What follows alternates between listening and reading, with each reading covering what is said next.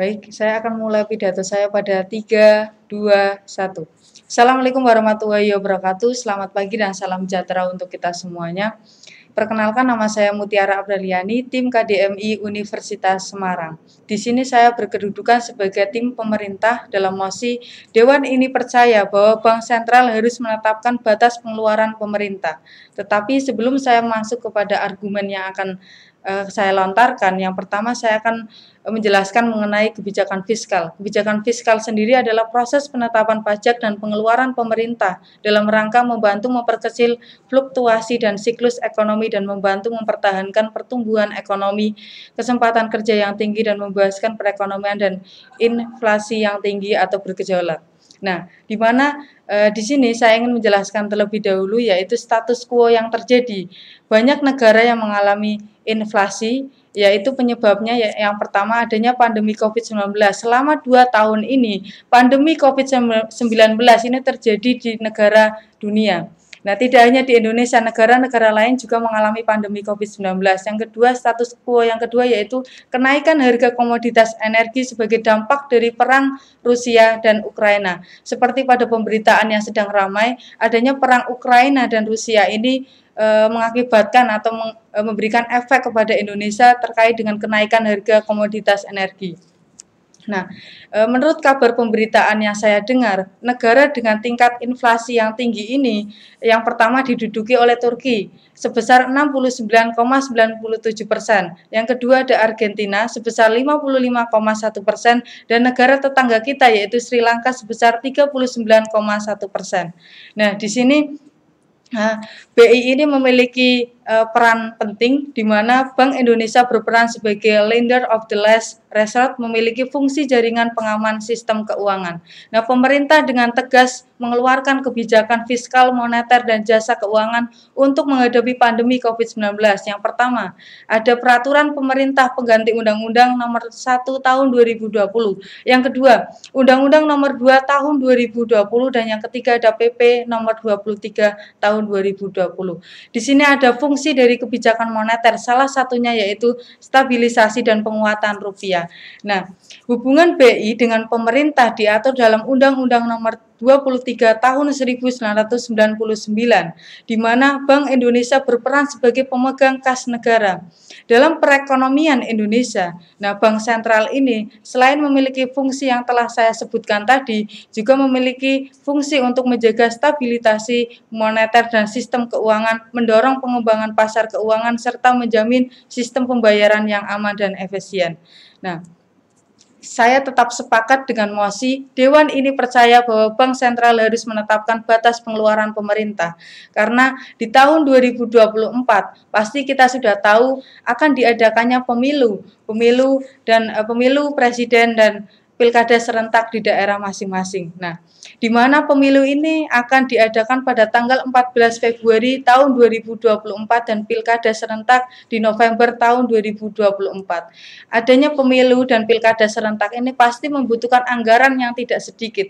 Nah, anggaran yang dikeluarkan ini mencapai 114 triliun. Di sini 114 triliun ini dianggarkan untuk KPU 76,6 triliun dan Bawaslu 33,8 triliun.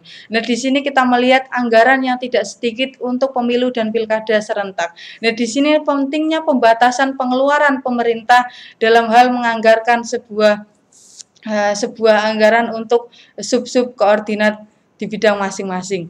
Nah, selain pemilu ini juga akan diadakannya atau akan ada pembangunan IKN, Ibu Kota Nusantara di Kalimantan nanti. Nah, menurut pemberitaan yang saya dapatkan, pembangunan IKN ini juga memerlukan anggaran yang tidak sedikit, sebesar 466 hingga 486 triliun hingga tahun 2045 mendatang.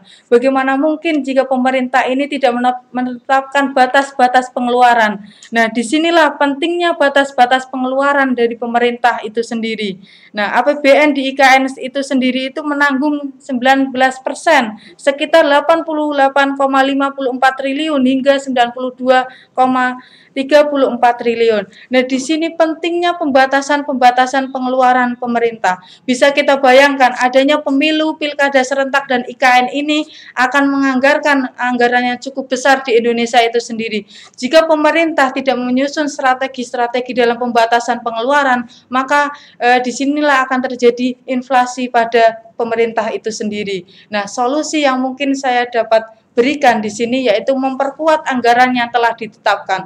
Nah, di sini peran APBN yang telah ditetapkan itu harus diperketat lagi, diperketat sesuai dengan anggaran yang telah ditentukan. Jangan sampai pengeluaran ini tidak bisa dibendung dengan adanya program-program baru dari pemerintah. Yang kedua, melakukan auditing secara eksternal maupun internal. Nah, auditing ini penting ketika anggaran pemerintah ini sudah dianggarkan, maka perlunya auditing secara berkala dan bertahap.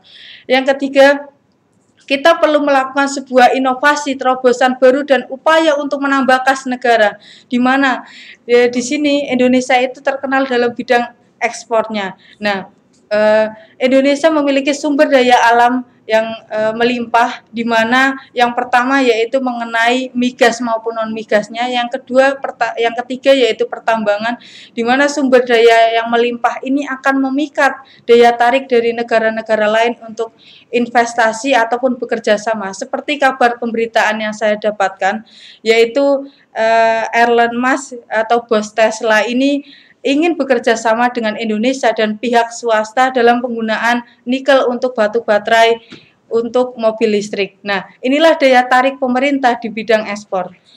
Selain itu juga pandemi ini juga akan berubah menjadi endemi. Nah, di mana pelonggaran-pelonggaran di wilayah Indonesia ini akan menarik turis untuk melakukan pariwisata, di mana sektor pariwisata ini kita memiliki keragaman atau kekayaan alam dan kekayaan budaya. Nah, di sini daya tarik turis akan bergabung ke Indonesia atau mengunjungi Indonesia ini yaitu dengan berkunjung secara langsung ke Indonesia. Nah, di sini akan menambah devisa negara.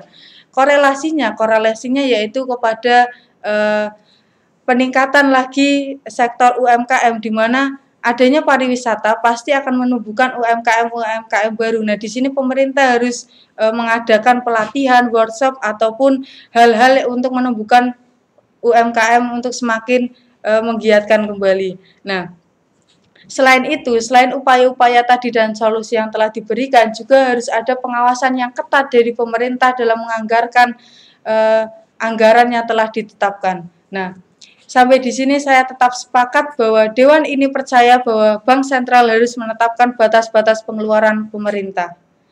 Bangga menjadi tim pemerintah pembuka.